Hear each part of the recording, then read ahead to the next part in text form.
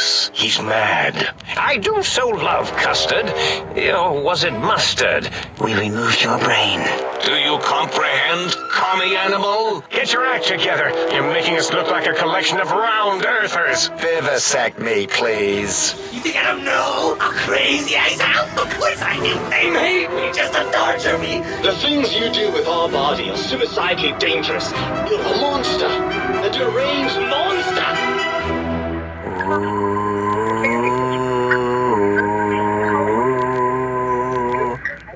Well, we did it. We explored every corner of the crater, unlocking every secret.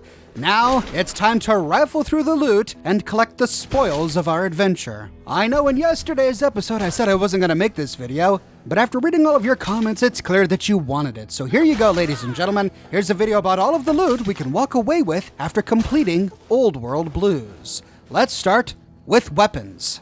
An alternative title for this DLC should be the Fist Weapon DLC, because we walk away with a wide selection of gloves and fists to wear. One of the first fist weapons we'll likely find is the Scientist Glove. We find it all over the crater. The first one you find will be in one of the private rooms of the think tank scientists within the think tank. It's a mediocre little fist weapon, dealing only 21 damage when fully repaired, giving it a DPS of 28. There are unique versions of this fist weapon that we will find as we explore Big Mountain. We find the first one while exploring Dr. Klein's home in Higgs Village. On the bottom shelf of the bookshelf is a blue glove called Dr. Klein's Glove. The glove is basically a scientist glove. It has slightly better stats. Critical hits made with this glove will weaken an enemy's DT. It also reduces the target's strength by 2 and the energy weapon skill by 5. When fully upgraded, this thing has a damage of 34, bringing the DPS up to 46.4, making it the most powerful scientist glove in the game. His glove is pretty unique because it has his name drawn on top of it, Dr. K. We find the next one inside the Forbidden Dome. This is Dr. Mobius's lair. Lying on a table with a bunch of books and a microscope, we find the unique weapon, Dr. Mobius's glove. Dr. Mobius's glove looks like any other scientist glove, except that it's pitch black and it has a tiny skull inside the hexagon. It's the second most powerful scientist glove, coming in at 28 damage just behind Dr. Klein's of 34, giving it a DPS of 38.2. However, it has a unique effect. On critical strikes, we have the option to both knock back an enemy and cause that enemy to frenzy. When frenzied, enemies will attack each other. If used correctly, not the way I'm using it here, this glove is a great crowd control device. If you land a critical on a number of enemies, they can fight each other while you switch to your primary weapon. We find the next one inside the Y-17 medical facility in a side room blocked off by a force field. Using our sonic emitter, we can destroy the force field, whereupon we almost immediately find a Steriliser Glove. This is one of only 2 Steriliser Gloves we find in the crater. It's very similar to a Scientist Glove, but it's red and it causes critical heat damage. It essentially has an incendiary effect. It has the same damage as a Scientist Glove of 21, but its incendiary effect will do 2 damage per second over 5 seconds. We find the final glove in the innovative toxins plant inside the loading bay. While exploring the northwest corner of this loading bay, we find a Corrosive Glove on a desk. The Corrosive Glove is a new, unique scientist glove we find in Big Mountain, similar to the Steriliser Glove that we found in Y-17 or that we looted on the body of Super Ego. The difference is that instead of an incendiary effect that comes with the Steriliser Glove, the Corrosive Glove has a poison effect, poisoning enemies with 2 poison damage every second over 5 seconds upon each successful critical hit. We'll likely first come upon the next weapon when exploring the Cuckoo's Nest. There we get attacked by a swarm of lobotomites, and on one of the lobotomites, we found a new weapon called a Saturnite Fist. This weapon is a fist weapon, only it's got a bluish-green color. We see the Saturnite logo on it, and its name, the D25A. We recall that the Saturnite company also created the Cosmic Knives, which we found at the Sierra Madre, and it seems like the Big Empty may be where this company had the focus of its production and research. The Saturnite Fist has the second lowest damage of of all power fists in the game. However, it also has the lowest weight, which means that it can attack faster. This brings the DPS of a Saturnite fist up to 63.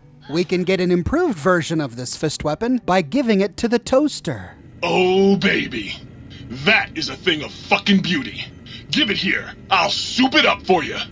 There you go. Have fun with that. Burn the fucking world for me. With that, we get a superheated Saturnite fist. This version is significantly better than the regular Saturnite fist. Like the regular one, it also has a weight of 4, meaning that it attacks really quickly, but its damage is 55, bringing its DPS up to 90. This means that as far as DPS is concerned, it's the third best power fist in the whole game. It is only surpassed by Greased Lightning from Gunrunner's Arsenal and the Industrial Hand from Lonesome Road. But in addition to the DPS, it also has an incendiary critical damage effect, giving us a chance to burn our enemies for 2 HP every 5 seconds when we successfully land critical hits. It also looks very different. It has an underlying blue-green color of the regular Saturnite fist with orange highlights, apparently the glowing portions of the Saturnite metal. Next up is the Sonic Emitter. The Sonic Emitter is an important weapon for the primary quest of the game, but it's also a handy little energy pistol. There are 5 different variations of the Sonic Emitter. We can, if we want, purchase 5 Sonic Emitters and program them each with a different sonic frequency, or we can go to Blind Diode Jefferson and reprogram the one we have with any of the 5 frequencies. To do so, we select the Sonic Emitter in our inventory. We can then choose from a list of all of the different sonic frequencies that we've discovered. There are 4 plus Revelation, which we got when we first got here. The first one, Revelation, is the weakest of the bunch. It only does 31 damage with a DPS of 32.1. However, it has a great critical effect. Upon critical hits, we have the chance to paralyze an enemy for 10 seconds. If our character has a high critical chance, it's possible to chain paralyze enemies, making it impossible for them to attack us. Opera Singer has the 3rd highest damage in DPS with 55 damage and 56.9 DPS, and its critical effect is a dismember effect.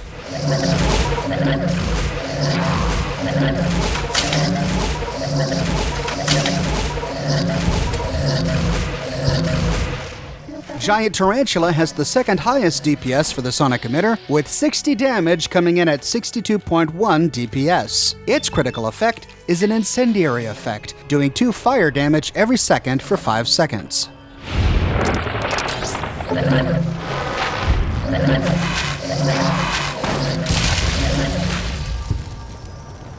Gabriel's Bark does the same damage as Opera Singer, 55 damage, 56.9 DPS, but it has a knockback critical effect.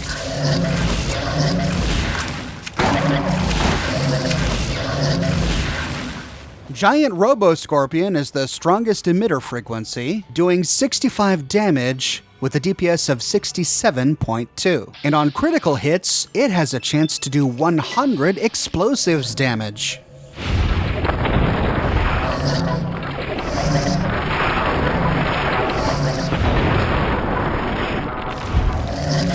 Next up is the Lair, the L-A-E-R. We can find quite a handful of these scattered around Big Mountain. The base version does 65 damage, but it shoots pretty quickly, bringing the DPS up to 162.5. But we won't be holding on to this for very long because there is a unique version of this weapon that does accept mods. We find it when we explore Little Yangzi. Heading to the top of the watchtower and turning a corner, we find, leaning against a wall, Elijah's Advanced Lair. This weapon is a laser-assisted electrical rifle. It differs from a traditional lair in a number of ways and has a smaller ammunition capacity, with 5 fewer shots per magazine, but it has a slightly increased rate of fire. This gives it a higher DPS, coming in with a DPS of 178, but it's also much less durable. The original lair was fragile to begin with. We can only reload Elijah's version 17 times before it breaks.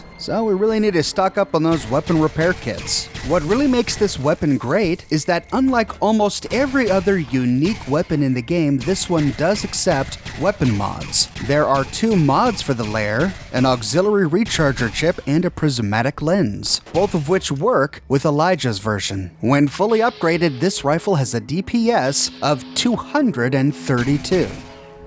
The next weapon is also in Little Yangzi. If we head to the northern side, we find a completely ruined building. And then we can go up to the top floor by accessing a rubble ramp. Here we find an ammunition box next to some steady and a unique weapon, Kristine's Circle of Steel Silencer Rifle.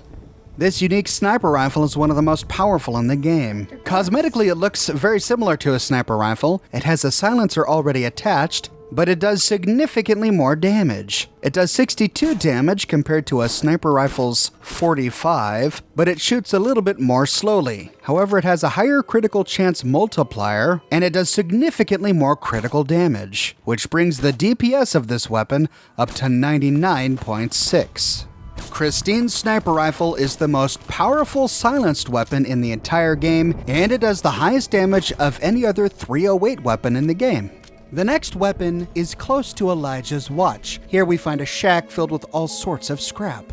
Lying on a wooden platform just north of the shack is Elijah's jury-rigged Tesla cannon. This is an amazing weapon because it has no spread at all. This allows us to get precision hits, even if, like this character, we are not spec'd into energy weapons. However, it has a low durability and degrades quickly, and it's extremely expensive to repair. It does 5 more damage than a regular Tesla cannon, but not quite as much damage as a Tesla-beaten prototype, doing 5 damage more, coming in at 85 damage. However, it's significantly faster, doing 1.58 attacks per second. This brings its DPS up to 154.2, easily beating both the Tesla cannon and the Tesla-beaten prototype. Next up is the K9000. There are only 2 of these in the entire game. One is gifted to us by the think tank if we pass a guns check when we first meet them. We find the other on the body of a Y-17 trauma override harness that tries to jump us while we're exploring X-12. This is a fun little gun because as we equip it, it barks at us. And look at this magnificent weapon. It's like a scoped automatic Gatling gun. It has the picture of a little cartoon guard dog right on the front of it, and powering the thing is a brain. It looks like a dog's brain, I'm presuming. It says K9000 right on the weapon, and it has a triangular barrel, but best of all, it's got little floppy ears on the top of it. We find a unique variant of this weapon called the K9000 Fido. After obtaining the schematics for the weapon from X8, we can create Fido from any workstation. We find a new option, K9000 Fido Cyberdog Gun Upgrade. All it requires to craft is 1 K9000 Cyberdog gun and a gun skill of 75. The Fido is very similar to the K9000, but when we equip it, it has a deeper bark. Also, instead of a Labrador Retriever, it has a Bulldog decal on the front. It also glows red instead of yellow, and uses 44 Magnum rounds instead of the 357 rounds that the K9000 uses. It therefore does higher damage, but it also has higher spread. It does significantly more damage than the K9000, with a damage of 36 compared to 26. Bringing the DPS up to 252. However, the DPS for the Fido is not quite as large as a fully upgraded K9000. To upgrade the K9000, we need to find 2 weapon mods in the X13 facility, which I covered in my video dedicated to it. We can then go to the CIU in the sink to buy them. Neither of these 2 mods can be installed in Fido, the upgraded 44 caliber version of the Cyberdog gun, but they can be placed in the regular Cyberdog 9000. This is why in an earlier episode I said it was important to have 2 copies of the gun, one that we can turn into Fido and one that we can upgrade with these 2 weapon mods. When fully upgraded, the K9000 Cyberdog gun does 28 damage, doing 9.8 attacks per second and 4.1 damage per action point. This brings the DPS of the weapon up from 182 to 274. This is higher than Fido. Fido's DPS is locked in at 252. However, the Fido does more critical damage, doing 18 critical damage compared to the upgraded K9000 of 13. Still, because the K9000 Cyberdog gun uses 357 Magnum rounds instead of the 44 Magnum rounds that the Fido uses, in my opinion, the fully upgraded K9000 is much more valuable than Fido. The ammunition is far less rare, and it's cheaper to buy. As for melee, a new weapon with this DLC is the Proton Ax. We can find these Proton Axes all over the place, often carried by lobotomites.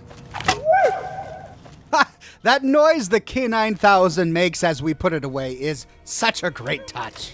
The blade of the Proton Ax looks like it's made out of some sort of blue force field. It's an incredibly powerful melee weapon, doing 50 damage, bringing the DPS up to 95.5.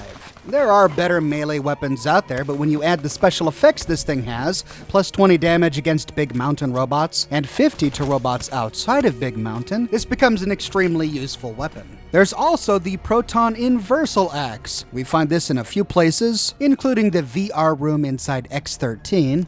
This weapon is a much more powerful version of the Proton Ax. This one does 8 more damage than the Proton Ax, coming in with a damage of 58, and almost double the critical damage, with 45 critical damage compared to the Proton Ax's 25. This brings the DPS of this weapon up to 105 compared to the Proton Ax's 90. It also looks a little bit different. The Proton Ax had a blue energy blade. The Proton Inversal Ax has a bit of a purple blade. Also, the metal handle is black, and it has white capacitors on the very back of it. It has all of the same bonuses as the regular Proton Ax, with plus 50 damage against robots outside of Big Mountain, and plus 20 damage against Big Mountain robots and to enemies in power armor.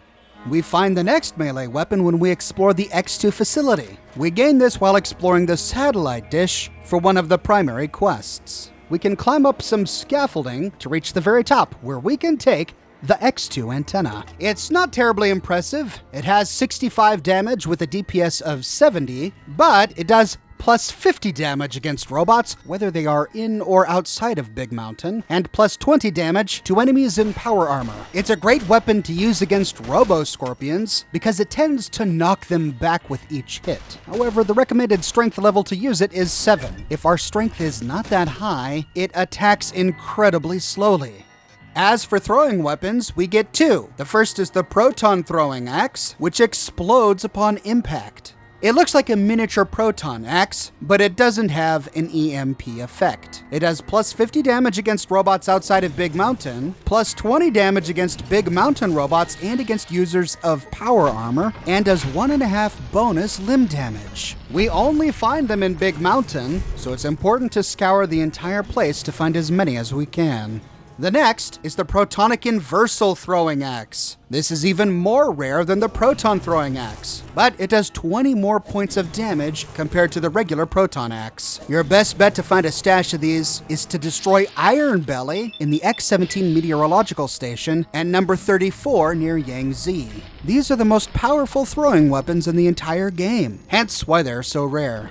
Next, let's talk about armor. First up is the very first piece of clothing we get upon arriving at Big Mountain, the Patient Gown. It's classified as light armor and has a DT of only 1. This is a very common item found on most lobotomites. Next is the Yangzi camp jumpsuit. We find these on the corpses of the Yangzi camp prisoners after their heads explode in Little Yangzi. The jumpsuit is unremarkable with a DT of 1, but it grants us a repair bonus of plus 15. They look a lot like the Dead Money jumpsuits that Father Elijah dressed us in when we arrived at the Sierra Madre. It's likely that the Dead Money jumpsuit and this Yangzi camp jumpsuit are one and the same.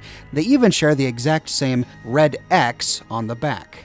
Next is the Scientist Scrubs, another fairly common item. It has a DT of 2, but grants us a bonus of 5 to Science and 1 to Intelligence. These are so common that we can even buy them from the Sync CIU. We find an advanced version of this called the Mad Scientist Scrubs, which we find in the sink. It only gives us a DT of 3, but it grants us +5 to science and +1 to intelligence. These are important to find because as we continue talking with the mad scientists of the think tank, we will need to pass increasingly harder intelligence checks to gain access to some of the better endings to this DLC. We find the next version in Higgs Village. Going to Dr. Klein's house and entering his bedroom, we find his wardrobe, and lying on top is Dr. Klein's Scrubs. It has a DT of 4 and grants a bonus of 10 to science and 2 to intelligence, making it a wonderful piece to use to pass difficult science and intelligence checks during conversations.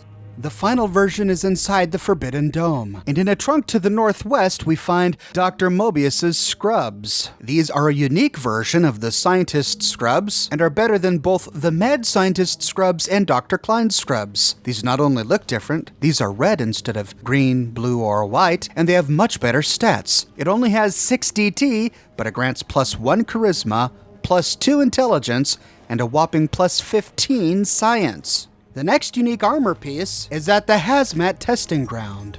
Taking the stairs down, we see a drainage pipe to the north with all sorts of poison leaking out of it, and in the middle of the ruin, inside some sort of pod, we find a Hazmat Suit containment unit, and it looks shockingly familiar. Using the code we found in the Innovative Toxins lab, we can disable the force field and take the Hazmat Suit. With that, we get 2 pieces to the suit, the Hazmat Darklight Cowl and the Hazmat Suit. The Hazmat Suit looks like a black radiation suit, only it has much more DT, with 11 DT. However, instead of protecting the wearer from radiation, it instead protects from poison, with a +85 to poison resistance. The Cowl has a DT of 2, and it doesn't protect from poison, but it does give us a night vision effect. The night vision effect makes it easier to see at night, but it's not a consumable, which means we can use it as often as we want. The effect works a lot like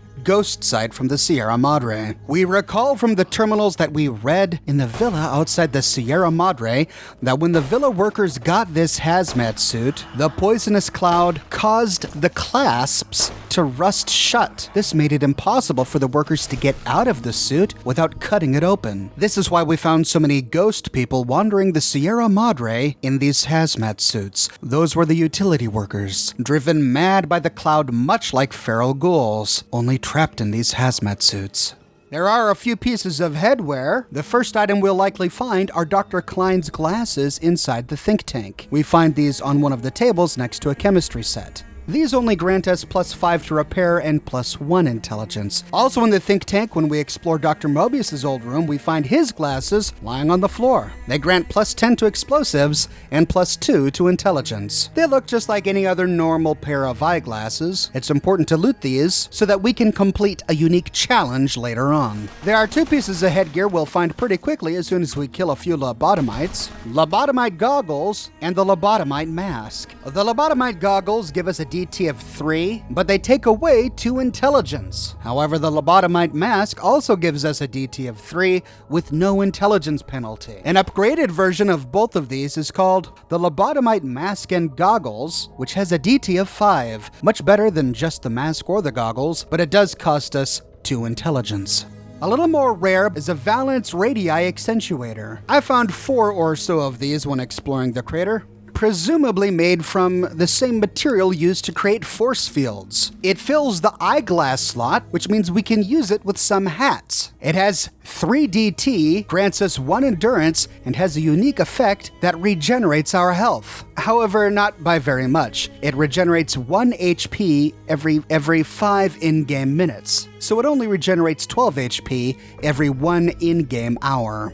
A much more rare version is the Atomic Valence Tri-Radii Oscillator. I only managed to find 2 of these. One in a trunk after firing one of the big cannons at the artillery range, and one on the corpse of Specimen 73. It has better stats, giving us 4 DT plus 1 endurance and health regeneration, and it looks a lot different. Instead of 1 single halo around the head, we have 3, giving us a 360 protective barrier. Because it has more rings, it heals more hit points. It heals 24 hit points every in-game hour instead of the 12 hit points that the Valence Radii Accentuator heals. For the next item, we need to travel yet again to the Y-17 medical facility. While exploring the ruined auto dock in the middle of the room, on the ground nearby, we find a stealth boy and Kristine's Circle of Steel recon armor. This piece of armor is very similar to the recon armor, but it's a little bit more powerful, with 2 more DT than typical recon armor, coming in at 19. It also grants us +5 to sneak. But the creme de la creme piece of armor of this DLC is, of course, the Aural stealth suit. We have to piece this together as part of the main quest in the X-13 facility, and once we piece all 3 pieces together, we get a message. You have obtained the Aural stealth suit. Not only can it be upgraded through testing in X-13, it also has Med-X and Stimpack reserves for all your pain-dampening needs. Med-X and Stimpaks are not included. This stealth suit will automatically inject Med-X and Stimpaks during battle, much like the Medic Power Armor from Fallout 3. It's a gorgeous piece of armor. In my opinion, it looks much better than the Chinese stealth armor from Fallout 3 and that we find in Hoover Dam later in the game. It also looks better than the Assassin suit, which up until this point was the best stealth suit in Fallout New Vegas. We got the Assassin suit from the Sierra Madre in Dead Money. It used to be owned by Kristine Royce. This stealth suit and the Assassin suit have the exact same DT, 14. But this stealth suit is 5 pounds heavier, weighing 25 pounds. Also, while the Assassin suit from the Sierra Madre is in the light armor class, this one is in the medium armor class. This initial version of the suit grants +15 to sneak, making it 5 points better than the Assassin suit from the Sierra Madre. But after completing all of the tasks in X-13, the final stats for this suit are a DT of 14, sneak +25, perception +1, agility +1, and a 20% increase to movement speed when crouched. In addition to injecting us with Med-X and Stimpaks as we need them, the suit has a lot of hilarious things to say when it talks to us. I've gone over a few of them in previous videos, but we might as well take the opportunity to go through all of them now. Hello, it's nice to meet you. Who can I hide you from today? Click, snap, tightening, sneaky, sneaky. Have you ever wanted to be invisible? Did you even know you were wearing me? Shh, we're very stealthy. Will you love me if I help you hide? Are we being watched? We haven't seen anybody in a while. Maybe the monsters have stealth suits too.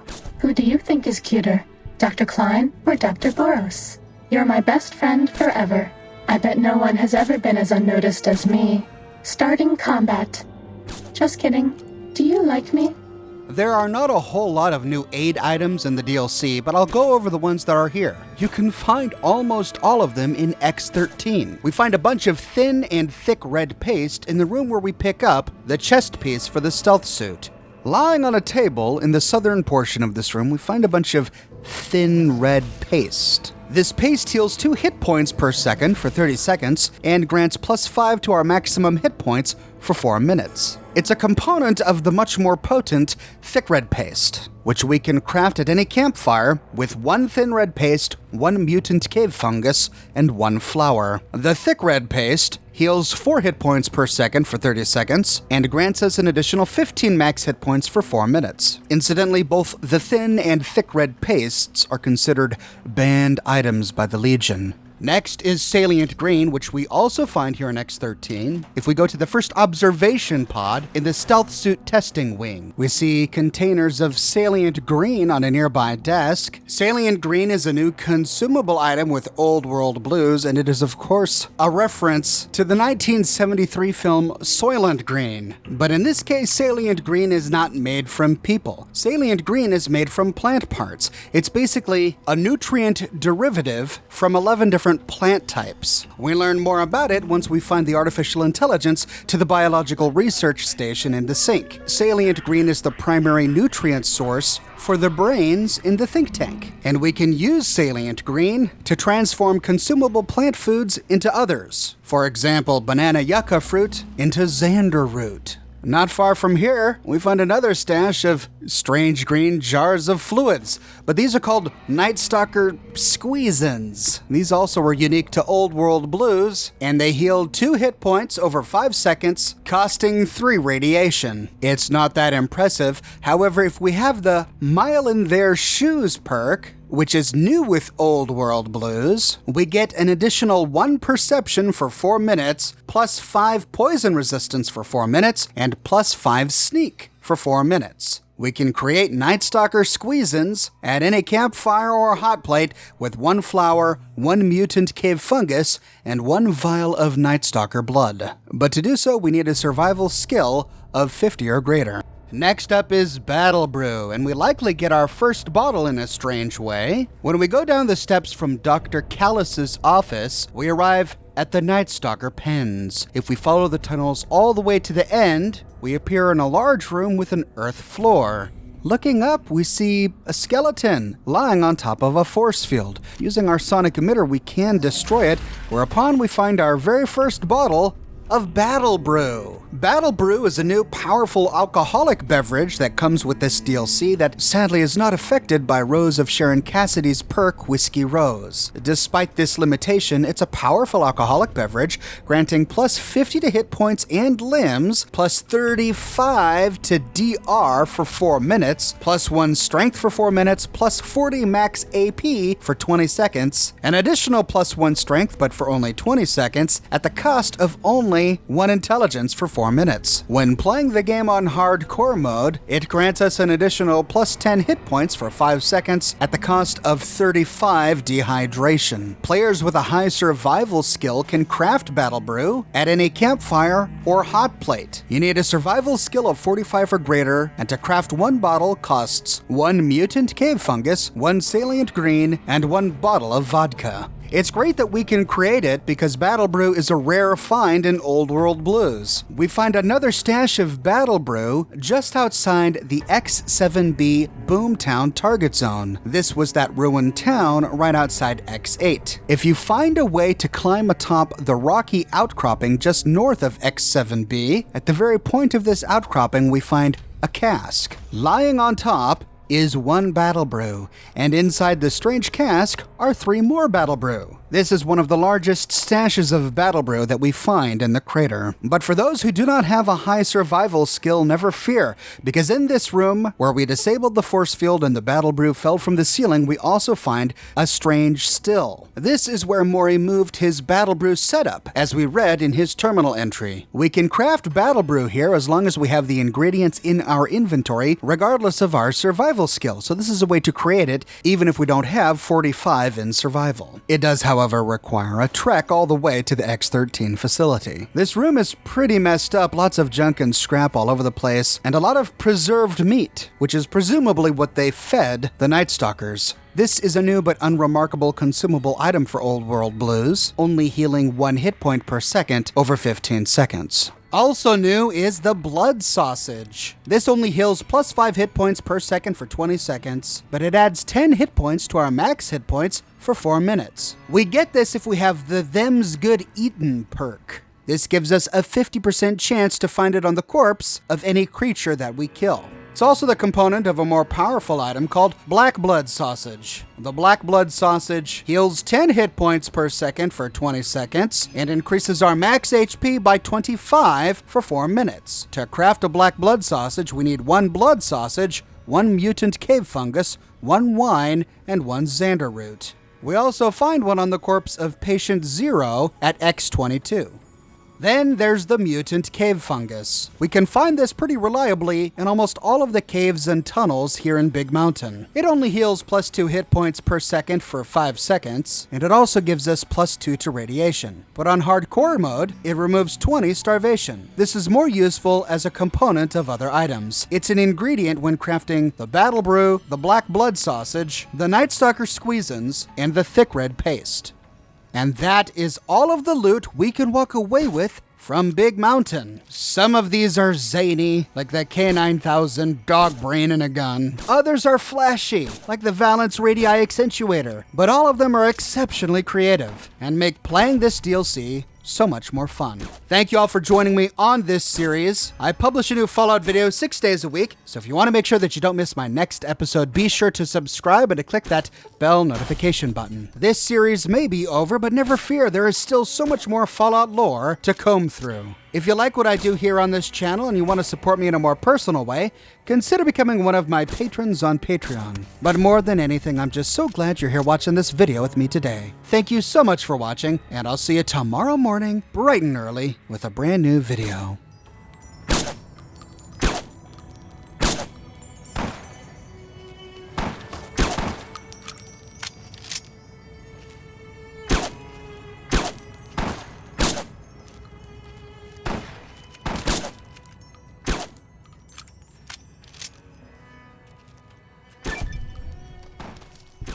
Injecting Stimpack.